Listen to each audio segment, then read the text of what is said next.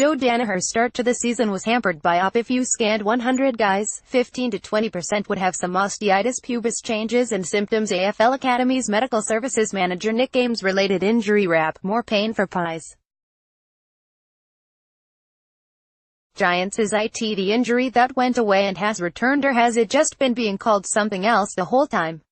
Whichever it is, osteitis pubis is back in the news after Joe Danaher's diagnosis last week. The star Essendon forward succumbed to the problem after a stuttering start to the season, and is expected to miss at least another 3 weeks as he nurses the injury.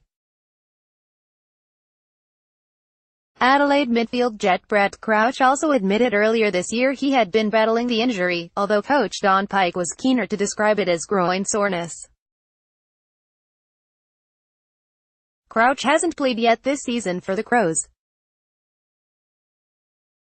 Osteitis pubis was the injury du jour of yesteryear, with all-time greats Wayne Carey and Chris Judd among the casualties of the injury throughout their illustrious career. Premiership Magpie and former St. Luke Ball was another to be struck by the dreaded inflammation injury. Then, curiously, osteitis pubis disappeared from medical sheets to be replaced by groin soreness. But had club doctors and medicos found the cure to op, or just decided the stigma of the debilitating injury too much and covered it with a new term? Brownlow predictor who's leading the race after R8? If you scanned 100 guys, 15 to 20% would have some osteitis pubis changes and symptoms because of the game we play, said Nick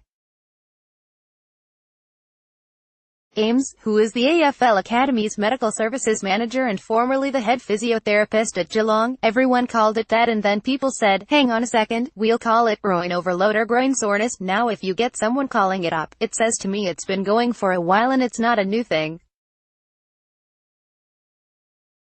It's an ongoing condition that has been hanging around a while to get to that level. Ames spent 18 years at the Cats, finishing at the club in 2009 before taking on his current position with the AFL's talent program, working with up-and-coming draft prospects every year.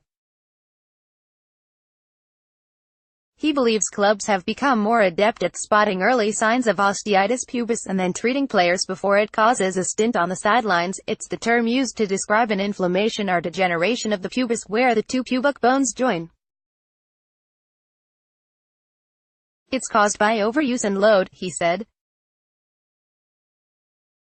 It was really prevalent years ago because kids kept playing and training through pain, and the longer you do that, the more damage you get to that area and it becomes inflamed and brings on the osteitis pubis. It's less prevalent now because with most people you get it early, you rest them, you manage them, and they don't get the full-blown bony changes that come with osteitis pubis. The long-term result is the same, and we get them stronger and get them rehabbed and they'll be fine. Players have been able to hit the field and play while struggling with osteitis pubis. However, the effects are clear as it restricts a player's movement, power and explosiveness.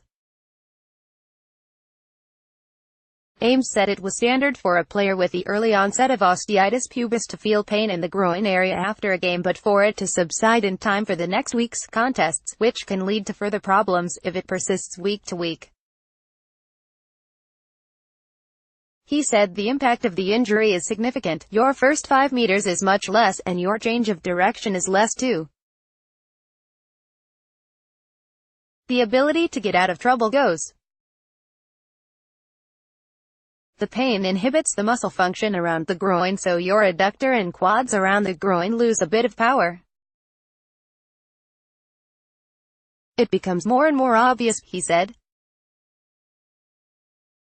Josh Kelly is another player to be hit by a groin injury this season, with the Greater Western Sydney All-Australian midfielder missing since round 3.